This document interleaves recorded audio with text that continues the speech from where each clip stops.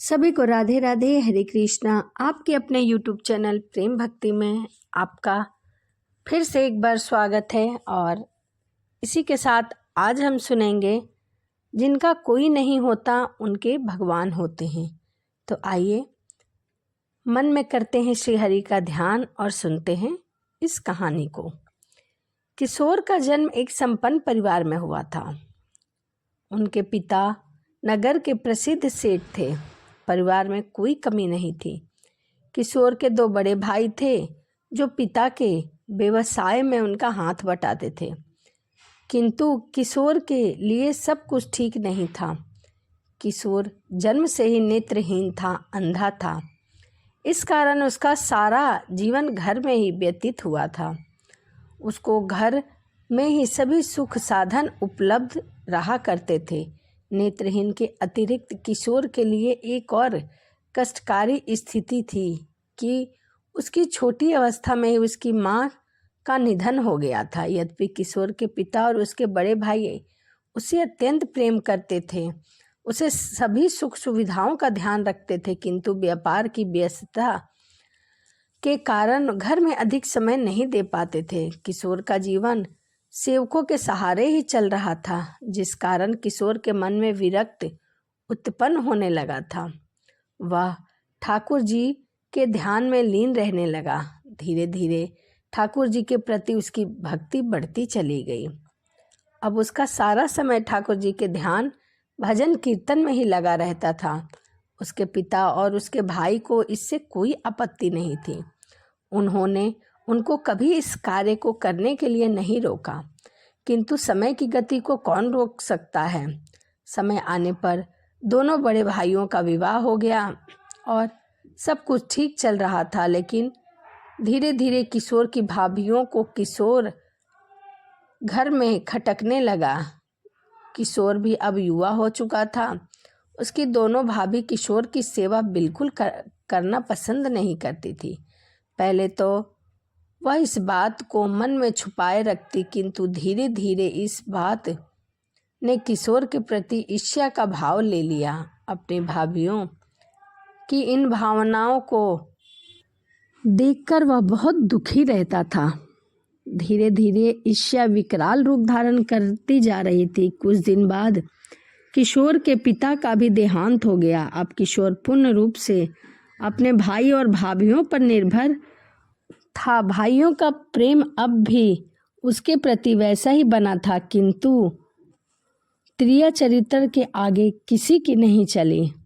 अवसर देख किशोर की भाभियों ने अपने पतियों के कान भरना शुरू कर दिया, अपने अपने पतियों को भड़काना आरंभ कर दिया। जैसे जैसे समय बीतता गया उनका पश्यंत्र बढ़ता गया। एक दिन वह भी आ गया जब किशोर के भाइयों ने पूर्ण रूप से किशोर के विरुद्ध हो गए। अब उनके भी किशोर अखड़ने लगा।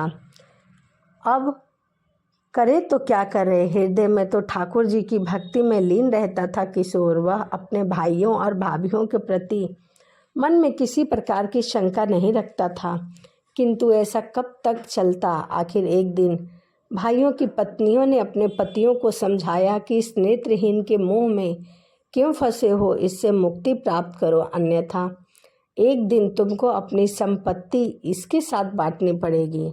इस संपत्ति पर इसका भी तो अधिकार है। इससे जीवन भर किया ही क्या है। यह जो कुछ भी किया है वह आप लोगों ने परिश्रम का परिणाम है, फिर संपत्ति इसको क्यों दी जाए। भाइयों के मन में कपट का घर हो गया। एक दिन सब मिलकर किशोर से कहा, अब हम तुम्हारा बोझ और अधिक नहीं उठा सकते, इसीलिए हम तुम्हारे रहने और खाने की व्यवस्था कहीं और करा देते हैं। वहाँ तुम्हें समय पर खाना, कपड़े और अन्य सामग्रियाँ मिलती रहेगी। तुमको किसी प्रकार का कोई कष्ट नहीं होगा। अपने भाइयों के मुख से ऐसी बातें सुनकर किशोर एकदम दंग रह गया। वह समझ नहीं पाया कि क्या बोले। उसकी आंखों से झरझर आंसुओं की धारा बह रही थी। उसकी स्थिति कुछ भी बोलने लायक नहीं रही। अब वह स्वयं ही संयम करते हुए बोला, भाई आप ने मेरे लिए जो निर्णय लिया वह निश्चय रूप से मेरे अच्छे के लिए लिया होगा, किंतु बस इतना तो बता दो कि मेरा अपराध क्या है। बस यही कि मैं नेत्रहीन हूँ, किंतु इसमें मेरा क्या दोष, यह तो प्रभु की इच्छा है। और भाई, अब तक आपने मुझको इतना प्रेम किया, फिर अचानक क्या हो गया?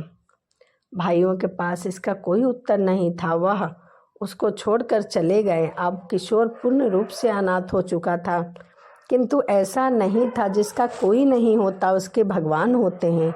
और फिर किशोर तो ठाकुर जी का दीवाना था, फिर वह भला कैसे अनाथ हो सकता था? दुखी मन किशोर ठाकुर जी के ध्यान में खोया हुआ था और उनके मन से स्वर निकल उठे कि हे गिरधर गोपाल, करुणा सिद्धि कृपाल, भक्त वत्सल मोहे लीजो संभाल। अगले ही दिन किशोर के रहने का प्रबंध एक अन्य स्थान पर कर दिया गया, जहाँ एकदम वीराना था, न किसी का आना न जाना। पशु पक्षी भी वहाँ विचरते रहते थे। थोड़ी ही दूर से जंगल भी शुरू हो गया था। किशोर के खाने पीने देख रेख के लिए एक सेवक नियुक्त कर दिया गया था, जो उसे समय पर खाना पानी खिलाता और सभी कार्य को किया करता था। किशोर भी अपनी दिनचर्या में लगा रहता था। प्रतिदिन सुबह नाश्ते का प्रबंध, दोपहर तथा रात्रि के भोजन का प्रबंध किशोर के भाई और भाभी कर देते थे। उसके वस्त्र भी घर से धुल कर आ जाया करते थे। वह उसमें ही संतुष्ट रहने लगा। उसका यह नियम बन गया था कि वह जब भी कुछ भोजन करता, पहले अपने गोविंद का स्मरण करता। उसको भोजन अर्पित करता तो पहले अपने गोविंद को धन्यवाद देकर तभी भोजन ग्रहण करता था।